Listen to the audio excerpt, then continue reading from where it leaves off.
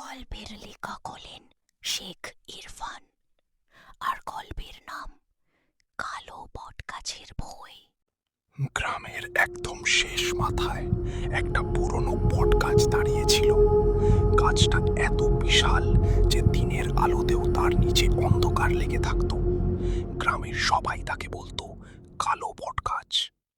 লোকজন বলতো রাত 12টার পরে ওই গাছের দিক থেকে কারো কান্নার শব্দ শোনা যায়। কেউ বলতো ওখানে এক মহিলার আত্মা ঘুরে বেড়ায়। কেউ বলতো যে ওই কান্নার শব্দ শুনে কাছে যায় সে আর ফিরে আসে না। গ্রামের দুই বন্ধু রাহুল আর সুমন এই গল্প শুনে হেসে উড়িয়ে দিত। এক সন্ধ্যায় রাহুল বলল,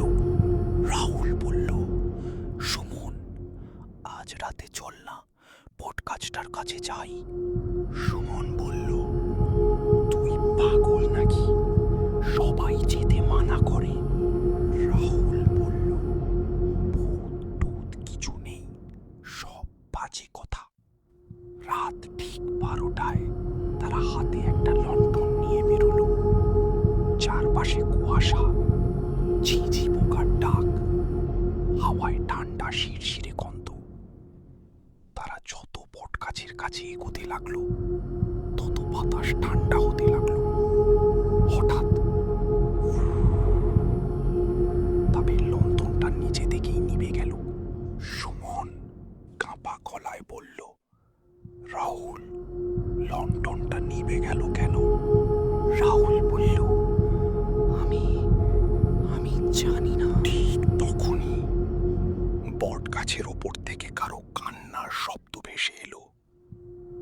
আ মা র জে লে কি ফি রি দি। সুমনের হাত ঠান্ডা হয়ে গেল।